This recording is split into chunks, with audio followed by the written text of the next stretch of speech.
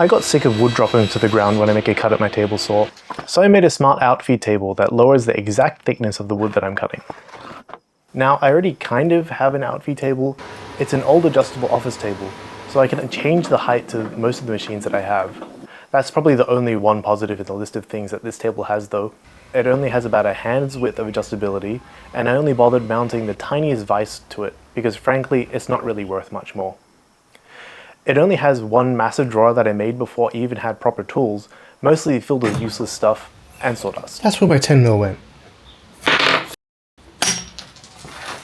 Gone forever. Worst of all though, if someone walks in on me at the wrong time, they'll see me cranking it. The height adjustment I need. Thankfully, Flexispot reached out and offered the E7B frame, so I can finally make a proper table for the workshop. Hopefully one with more adjustment and less knob handling. On top of that, they offered their C7 premium chair, so I can sit in comfort while I procrastinate in the workshop. I really should finish that coding video. I'll have links to both of these in the doobly-doo for those who want to get one. Go to flexispot.com/Black Friday to get the best deals on these items.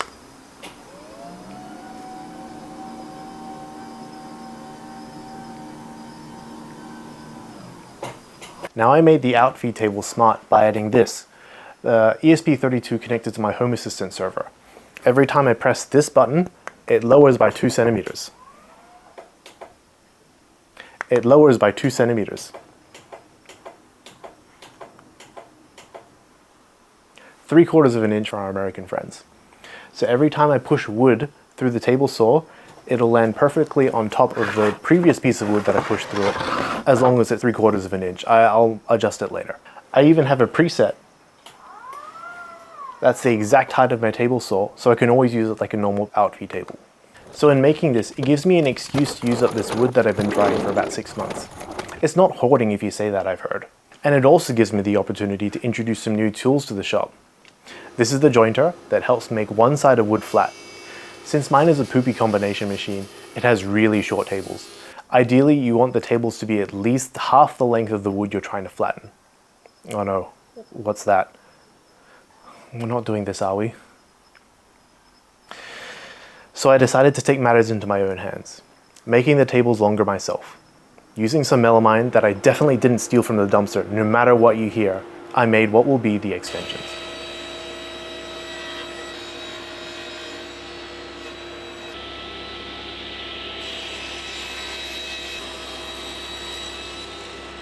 And after turning my jointer into Swiss cheese,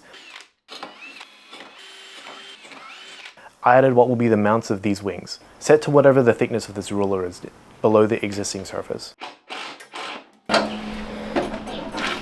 After drilling holes into what will be the adjustment mechanism, and a side quest to pet Nathaniel the shop cat, we could actually make the mounting points. And I know I can't make these perfectly, but what we can do is make it adjustable. Now these 2 screws adjust the table down, and the other 2 adjust it up, meaning that if we tighten both, we will have a sturdy table that won't shift up or down if you pull or push on it.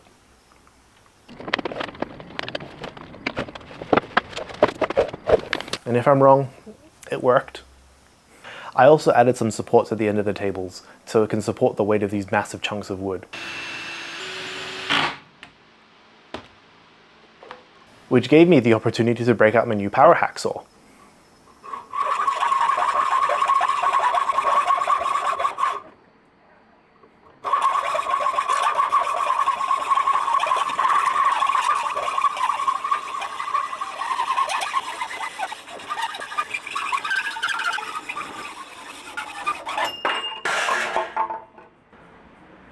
I need a drink. No wonder the instructions tell you to drink a dozen energy drinks before using it, huh? So with these modifications, we can joint or flatten one face and one edge of these totally not garden sleepers. Doing this to each one is just lots and lots of repetition. With such heavy pieces of wood, it definitely gets old fast. After jointing, we have to make the top parallel with the bottom, done with another tool, the thicknesser. This skims the top parallel with whatever is on the bottom. Now, why not use the jointer? Well, the jointer actually relies on skill, which I don't have. So it's out of the question.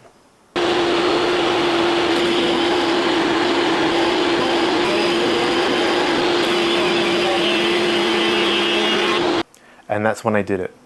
Something which I've never been able to do. I filled up my dust collector, which means I'm finally going to have to empty it. So after dropping the dust collector, I ended up adding a lifting mechanism so I can roll the barrel out from underneath.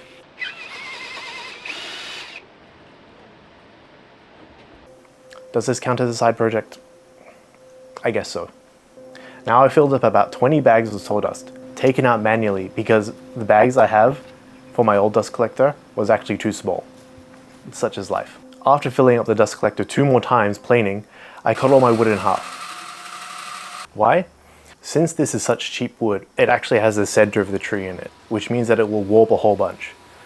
There's a bunch of technical reasons with wood shrinkage and whatever, but just cutting it in half means that it'll warp less, which is better for a workbench or outfeed table. Another tool, the bandsaw. This is one that I've been working on base of Matthias Wandel's plans, and it's made almost entirely out of pallet wood, and it shows. It's not even done, and I'm using it for this project. And it did pretty well despite everything though. When it wasn't exploding, that is. On the last cut though, it just gave up. I don't know if the blade was blunt, or if it just was having a bad day, but it just decided it didn't want to cut anymore.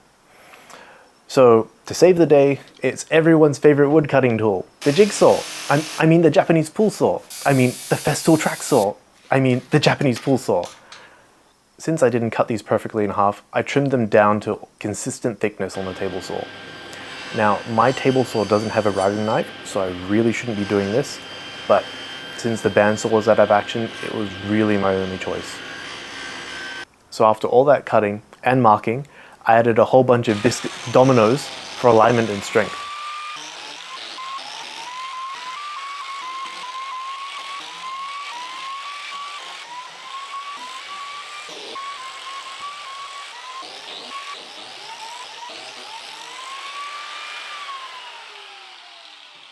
And these are all referenced off the top, about halfway. So when we glue them all together, they should be consistent, flat-ish on top.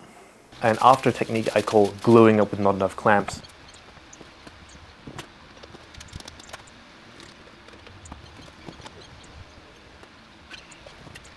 Disaster struck. I showed my wife. So it's not quite ready yet. Ugh.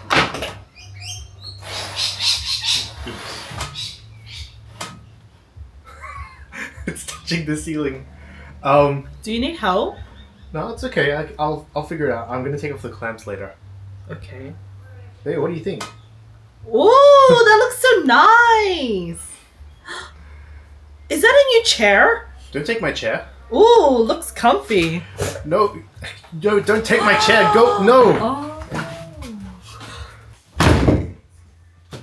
And that's the last time I saw that chair.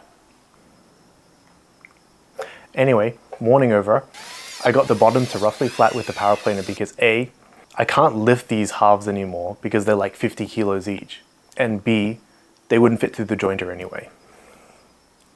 Now the best technique that I found for putting large pieces of wood like this through the thicknesser was to push it through, raise the cutter, then push it back through the thicknesser onto another outfeed table, and just rinse and repeat as necessary.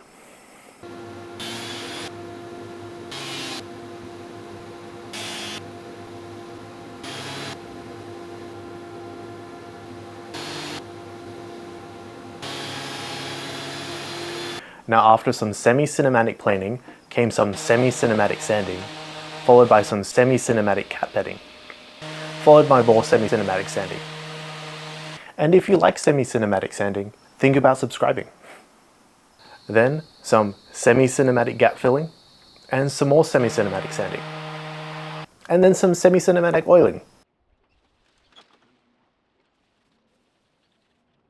And then we're done. Or I wish I could say that. There's no vice, no dogs, it's just really a slab of wood. I ran out of time to actually do everything I planned to do, so this is going to be a two-parter. Bye!